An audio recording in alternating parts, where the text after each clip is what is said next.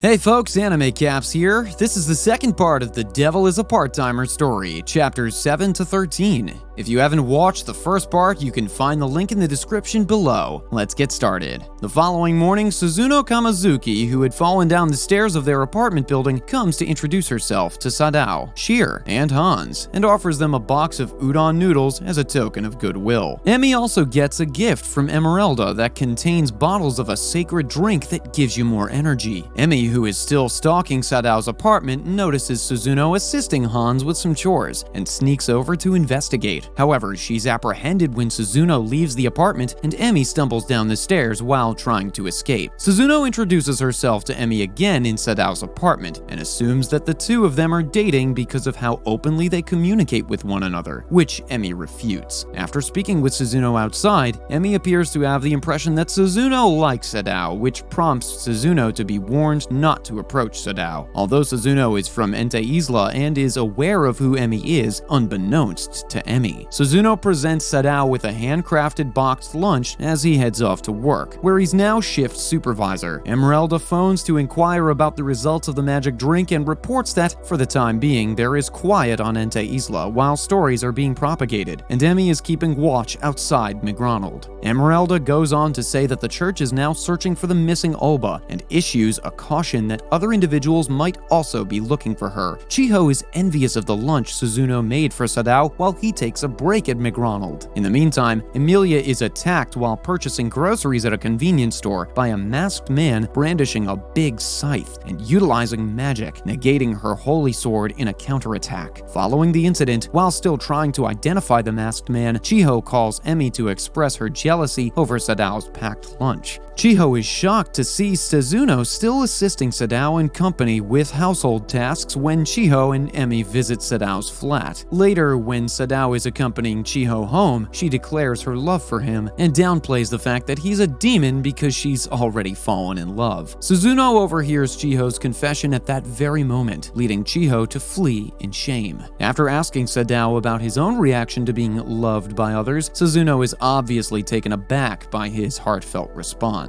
After that, Suzuno runs into Emi at Sasazuka Station, where they both unintentionally confess to having misread each other's motives about Sadao in light of recent events. Suzuno then identifies herself as Crestia Bell, a citizen of Ente Isla, and tells Emi that she's been dispatched by the Church of Ente Isla to look into any information regarding the missing Olba May. After overcoming Satan, Suzuno further requests that Emi return to Ente Isla to face the church about its cover-up of Olba's treacherous deeds. The actions of her supervisor put everyone's life in the underground mall at peril in order to kill Emi and Sadao. Thus, Emi is still cautious to trust Suzuno. Emi warns Suzuno not to reveal her true intentions to Sadao and company before she departs. Kentucky Fried Chicken, a new fast food establishment, bravely starts up across the street from McRonald, and its manager, Mitsuki Sarue, stops into McRonald to ostensibly check out the competition. Sadao responds by having Shiro perform some of their own snooping. Finally, Suzuno waits for Emi after work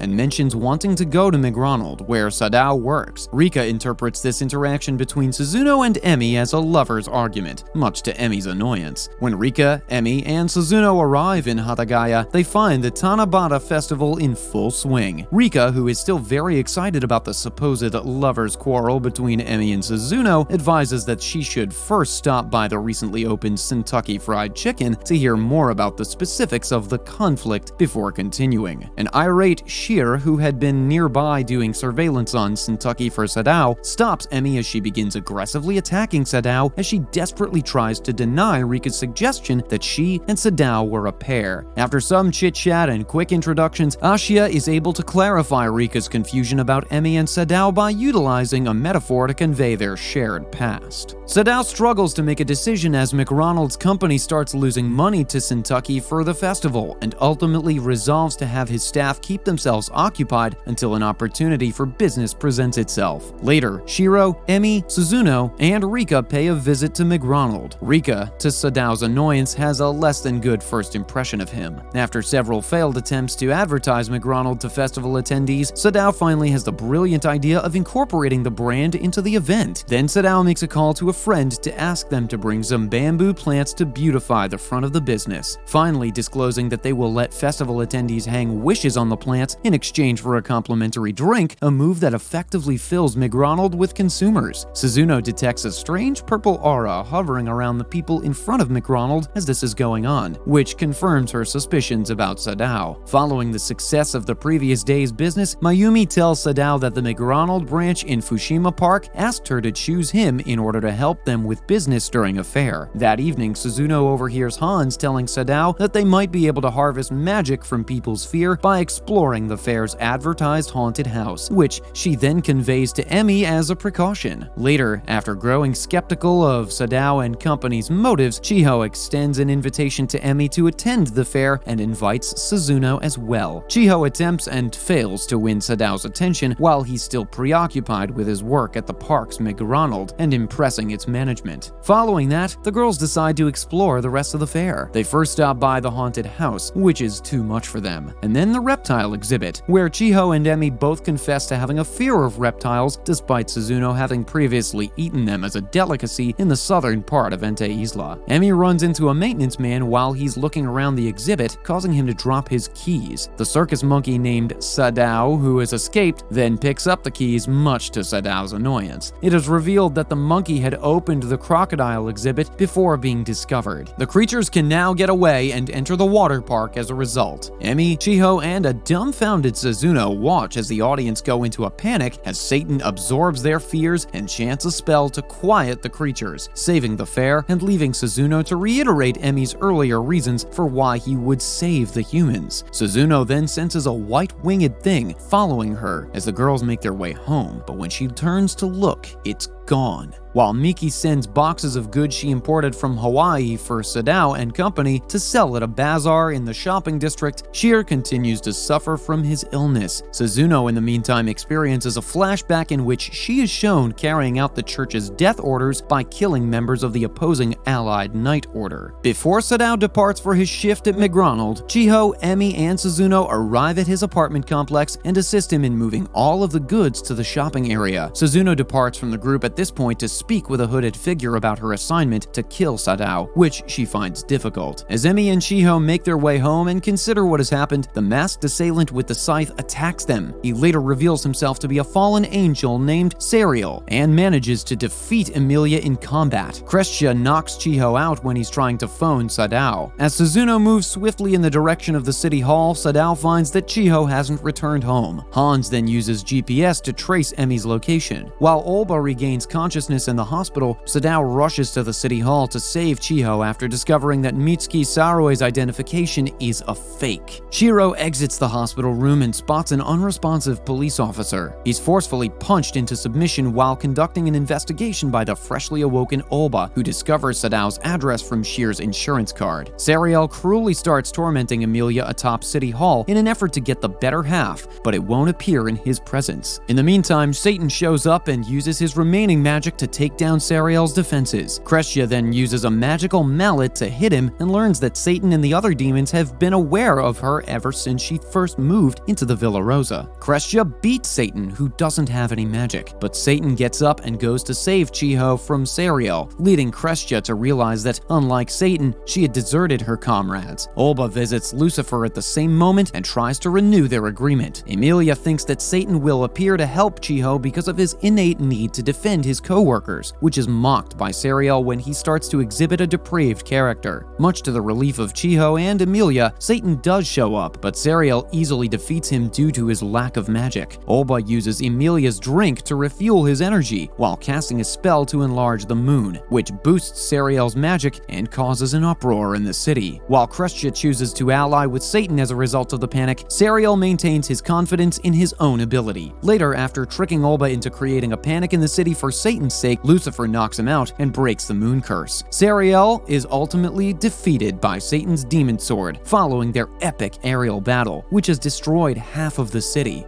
Chiho has a weird dream in which she's abandoned by Satan as he departs Earth and returns to Enta Isla, much to her pain. The following day, when relating the dream to Sadao, he affirms that he lacks the magic necessary to return because he spent all of it restoring the city following his and Sariel's struggle the day before. Sariel is found in McRonald's freezer at the same moment since Sadao's magical bamboo rerouted his portal. To Mayumi's chagrin, Sariel falls head over heels for her right away. Emi also experiences a bizarre dream in which Satan subjugates the Sasakusa. Shiro begs Sadao for some time off when she heads over to see Sadao and company, which makes her suspicious and prompts her to hire Emeralda to investigate what they might be up to. Later, Emi becomes even more suspicious when she sees several boxes being brought to Sadao's flat. Chiho worries that Sadao would return to Enta Isla when he unexpectedly asks Mayumi for a shift change at work, but Sadao apologetically keeps their intentions from her. The following day, Chiho and Emi decide to follow Sadao to see what he's been up to. They learn that he and Sheer had taken on extra work to pay for Hanzo's GPS trackers, which had saved them from Sariel. They return to the Villa Rosa, where they learn that Hanzo had fallen victim to a purchase scam where he was duped into purchasing meaningless stuff as Emi queries Sadao about the boxes. When Sadao and Emi visit the shop to get a refund, they learn that Shiro had been employed there along with a scary boss who forbids it because of a contract signed by Hanzo. Emi tries to resolve the conflict. Shiro and Sadao eventually go out to a restaurant to celebrate their accomplishment, and everyone returns to their regular lives in the real world. Sadao is made to walk home after work in the epilogue while it is raining. Emi approaches him as he waits at the crosswalk and offers him a fresh umbrella to replace the one he had lent her earlier. She smiles as she accepts Sadao's thanks and wishes him well. That's it, folks. We've come to the end of the video. If you enjoyed it, be sure to give it a thumbs up and hit the subscribe button for more awesome anime recaps just like this one. Also, don't forget to share your feedback in the comments below and let us know which anime you'd like to see next. This is Anime Caps. Until next time.